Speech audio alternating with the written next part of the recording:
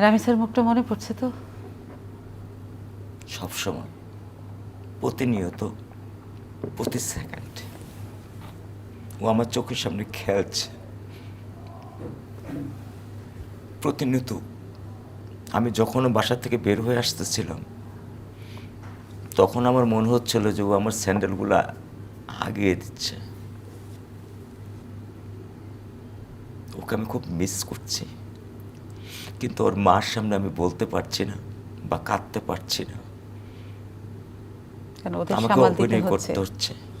পরিবারকে সামাল দিতে হচ্ছে, কারণ আপনি তো একটা বটগাছ। পরিবার, কিন্তু বাইরের কাজ। আপনি হাওমা উপরে কেঁদেছেন? হ্যাঁ। ওর মা দেখেছে। না, আপনাকে সামাল দিচ্ছে কে? আমার বিবেক।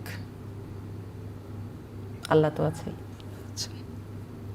দেশবাসী তো আপনার একটা বিরাট বড় শক্তি হয়ে গেছে, দিয়ে গেছেন, এটা স্বীকার করি। তাদের আমি কৃতজ্ঞতা চিত্রে স্মরণ করি তাদেরকে সশ্রদ্ধ সালাম জানাই যে সব রামিসার ভাগ্যটাও যেন এরকমই হয়। সব রামিসাদের জন্যই যেন বাংলার সব জনগণ জেগে ওঠেন। তারা যেন এরকমভাবেই সব রামিসাকে নিজের মেয়ে মনে করে তারা তাদের দায়িত্ব পালন করেন। আপনার তো আরেকটি মেয়ে আছে। আচ্ছা। আপনি কি নিরাপত্তাহীনতায় ভোগেন? ওই মেয়েকে নিয়ে ভয় পান? হ্যাঁ, ভয় পাই। কেন? ভয় পাই এই কারণে যে আমি 3 ফিটের ভিতরে আমি আমার মেয়ের নিরাপত্তা বিধান পাইনি, করতে পারিনি। তো ও যখন যারা আমরা মধ্যবিত্ত পরিবারের একটা ওই স্কুল স্কুল ভ্যানে যায়, 5 জন 7 জন 10 জন মেয়ে একসাথে যায়, একটা সামনে পুরুষ ড্রাইভার, তার উপরে ভরসা করে আমরা সকাল মর্নিং শিফটে ও সকাল শীতের সময় অন্ধকার 5:30 বাজে বের হতে হয়, যায় বা আসছে। তা এখন বাবা হিসাবে আমি চিন্তা করেছি যে আমি ওকে দিয়ে আসবো, ওর মা নিয়ে আসবে। আমার মনের ভিতরে সে জোর আমি হারিয়ে ফেলেছি, সে জোর আর আমার এখন নেই। কিন্তু আপনাকে তো বাঁচতে হবে।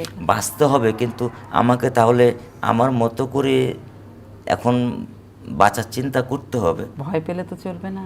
ভয় পেলে চলবে না, কিন্তু আমার ভিতরে আমি আমি তো মনটাকে সংকুচিত হয়ে গেছে। এটাকে তো আমি তো বড় করতে পারছি না। আমার 2টা হাতের থেকে তো একটা হাত চলে গেছে, আমি নিজের চোখে দেখতে পাচ্ছি। আমরা সে বিভৎস বর্ণনা শুনবো না। আপনি যা দেখেছেন আমরা চাই সেটা একটা ন্যায় বিচারের মধ্য দিয়ে যে আপনার নিজ সন্তান হারানোর যে বিভৎস দৃশ্য এবং বর্ণনা আমরা তো দেখিনি, আমরা দেখেছি টিভিতে বর্ণনা শুনেছি, আপনি নিজ চোখে দেখেছেন। আমরা একদমই ওই দিকে আর যাব না, কিন্তু আমরা চাইবো যে আপনার পরিবারের এবং আপনার একজন বাবার বুকের যে ব্যথাটা, ভারটা, যে নিষ্ঠুরতা আপনি দেখেছেন নিজের চোখে বহন করতে হচ্ছে, সেটা আমরা চাই যে ন্যায় বিচার প্রতিষ্ঠার মধ্য দিয়েই আপনি সেটার ভারমুক্ত হবেন।